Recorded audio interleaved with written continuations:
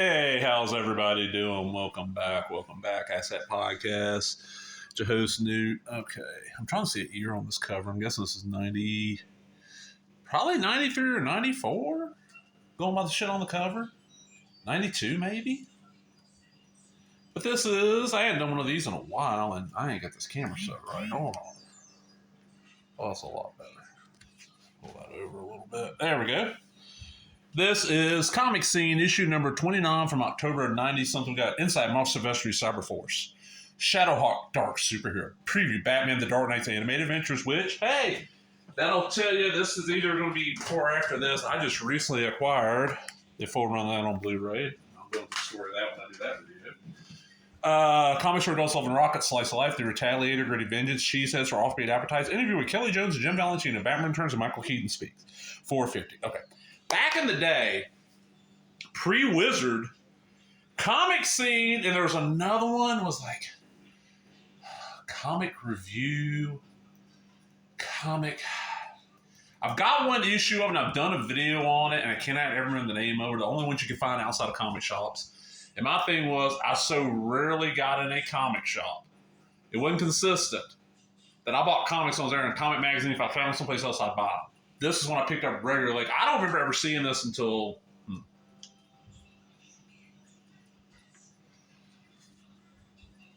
I'm trying to figure out how old I was. 88 probably? I just remember being at school. And I'm talking to a buddy of mine, Dwayne Yow, dude. If anybody knows how to get in touch with the motherfucker, let me know. Y-O-W, say you spell the last name Dwayne. I think it was D-W-A-Y-N-E. Went to junior high with him. Comes was like, hey, they're making a so-and-so comic into a movie. Oh, you foolish? She goes, no, this person has a magazine. Tell us about it. Whenever they had Comic Scene, I'll show you that feature in here. It was way before this. Okay, so let's get a year here.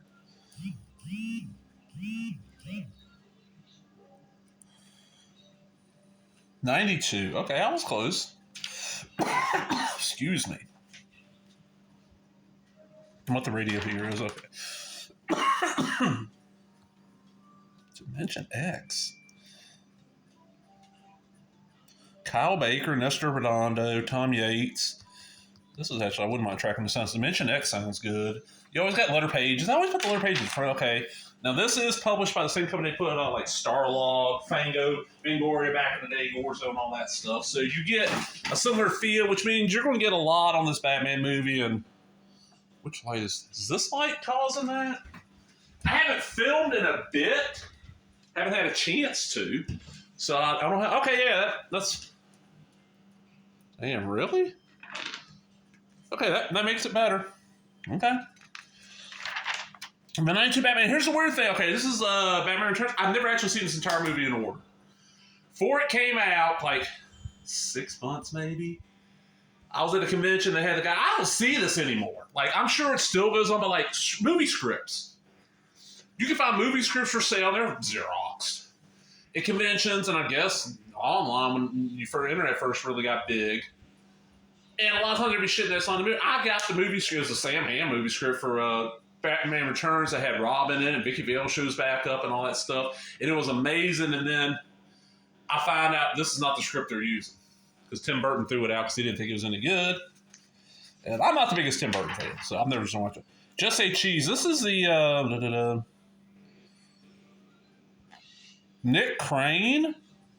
Well, I've never heard of, and it's weird. Either I had this issue before, or this art was used in something else. I mean, it's good art. I like the line work and everything in it, but Cyber Force. Okay. Mark Silverstreet basically made a team. They're kind of like mutants, but they all got cyborg parts, so it's like a team of cables. Velocity. Ripclaw. Cyblade. Don't know.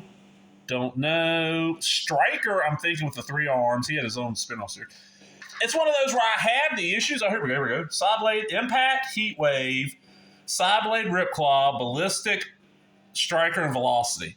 I have the miniseries. I've read it, and none of it stuck in my memory. And like, it didn't last long. Okay, Axe, Retaliation.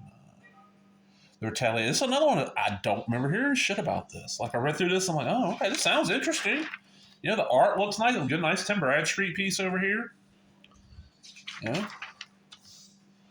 Visions and Onyx. Jerry Bingham Parks' creativity and Mobius's airtight garage. Oh, all the fucking Mobius stuff that like Epic was putting out, and I was not buying it because it was so damn expensive. And now it's even more. Artists of the Living Dead. Kelly Jones, some of his artwork. He's a good artist. All right, Batman the Animated Series. This one's a weird one because when it started airing,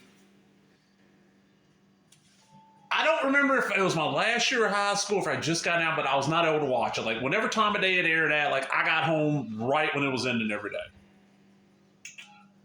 I remember it was from school or work. It was one of the two. I don't remember anymore. So, like, I saw the first episode that aired was, like, the Man Bat pilot aired in prime time. I saw that, but there was some, and I never thought to set my VCR. I don't know why. I had Fox. It's one of those where I never really got into it. Matter of fact, after that Man Bat episode, I saw 4 or 5 episodes until somehow I knew exactly what day the Jonah Hex episode was airing and made sure I watched it. But like the rest of them, I never saw it. Never saw it until Cartoon Network picked it up and started airing it constantly. I started watching it. Like, oh, this is good. And now I got that Blu-ray set I showed y'all. I'm going to sit down and watch it all. I've never watched it all.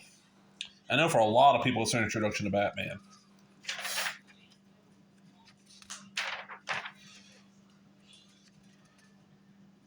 And I like the art because to me it reminds me of the Fleischer Superman stuff which I'd seen a lot as a kid. Because, you know, it was just everywhere. I like how they redesigned some of the villains. I mean, this is where Harley Quinn comes from. This is where... something else. Secrets of Shadowhawk by Jim Valentino. How many people remember Shadowhawk now? Like, Jim Valentino is like, okay, well, I got the most indie cred of any of the original Image guys here. But we're not selling it on that stuff. We're selling superhero stuff. So what do the kids want to see? Okay, it's going to be a guy that kind of looks like Wolverine in armor. And he just breaks villains' backs. It's a great idea that should have been 12 to 24 issues, roughly. Should have been like 2 to 4 trade paperbacks, told the whole story. Didn't have to, I mean, I understand wanting it to be an Image universe because the first they went on the Image titles connected, which I got rid of not too long. But it's one of those where it's not bad, but you give it the right writer and it would work. Because the art on it was not bad. Valentino's he's a good writer just on this. I don't know. I love Normal Man. I like Normal Man. His Guardians of the Galaxy run in the 90s is not bad. I actually, weirdly, besides Normal Man, the most of his stuff I've ever been through is like he did a lot of what ifs. That's him talking about the character and the mystery, who is he, and look, there's he breaking the back. And why is he doing this and all that. And the Star Trek magazine. I had the first few issues of Star Trek Generation. I was big into it for the first season. I go, Love and Rockets. Jaime and Gilbert, or Berto, I think is what he goes by. Damn, Love and Rockets.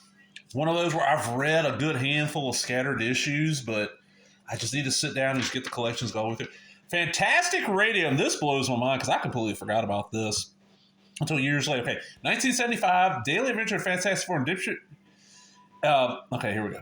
When fans patiently wait for the live-action Fantastic... While fans patiently wait for our live-action Fantastic Four movie and debate the merits of the 2 animated TV versions, the Marvel Comics radio series remains largely overlooked and forgotten even by Marvel staff. The radio series debuted in 1975 following the Daily Adventures of the Fantastic Four and disappeared from the airways... Its disappearance from the airways came as quietly as the first broadcast. The program started innocently enough with series producer Peter B. Lewis across from his West Coast home while Lewis was working on a Long Island radio station in the early 70s. He'd been a disc jockey for numerous West. And with it, it was nationally syndicated. 5 5-minute episodes per week. And you can find, they're either public domain or Marvel does not give a shit about it because you can find them all over the net. They're easy to find. They're actually not bad. Bill Murray is Human Torch. There's somebody else on it that's known, but if you listen to it, keep in mind that Bill Murray's Human Torch, you hear Bill Murray in this. They're fun. It's one of those where I had these for, God, years. Like, years and years ago, like when MP3 players first became, halfway affordable, when you ain't paying, $300 when you're paying like $100. And podcasts hadn't taken off yet besides music. I was looking for old radio shows. I found these and put them on there. Didn't listen to them until it's like sometime in 2006 or 7. A hurricane hit where I was living. We were without power for about a day and a half. And that little MP3 player ran on batteries, so I just popped the battery in and had those on there and listened to them and loved it. Because you could, it was almost like the read-along comics you guys a kid with the Power Record, but it was like that because they were almost word for word. You just had to figure out what issue they were adapting. They were really well done. I enjoyed the fuck out of them. Like I said, I know Archive.org has them, and they're all over the place. Yeah, see, Warzone, Fango, Starlog, Comic Scene. Comic Scene was 7 a year, Warzone was 4, Fango was 10. Starlog was only monthly one out of all these. Wow. I didn't realize Comic Scene was that few a year. Then their poster mags. I had... Where is it not in here? Aliens. It was the poster magazine. Poster magazine. They don't list anymore. Okay, it was just a full Aliens poster. The Batman Returns. So, and a lot of this, a lot of shit ordered directly from Starlog. They were like, Starlog Press was like the Warren publications were in the 60s, 70s. You ordered interview with, what the fuck is her? Yeardley Smith, voice of Lisa Simpson. Bill Gaines had just died. God, he was 70 roughly. A lot of the stuff you ordered directly from them. Okay, here we go. This is the part. Also, my buddy came into me. I can't remember what he told me, but this is Comic Screen. Gives you ideas of what could be happening. And there's what's W? Is WD Walt Disney?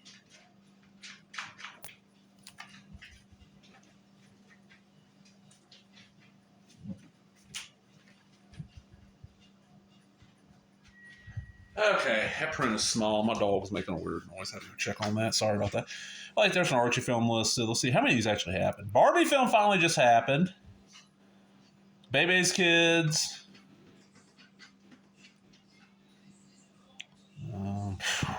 Brave Little Toaster. Conan the Adventurer finally happened. I mean, there's so much stuff, and it's like The Mask finally happened. And that was the thing, just looking at the show, like Watchmen, finally, Watchmen and V for Vendetta, we finally got those. They're talking about this in 92. The Blueprints of Adventure. There's just so much cool shit in these mags. And then, of course, you're going to have your entertainment this month, is that Dynamic Forces? Gainesville, Virginia. See, I don't know. Because I know Dynamic Forces became Dynamite. Well, I mean, Shadowhawk's got like 2 issues out. Youngbloods, up to issue 0, so they've been out for a little bit. Seven Dragons got 3. Is the Valiant stuff still fairly hot? It doesn't. They don't show the newer Valiant stuff, so we don't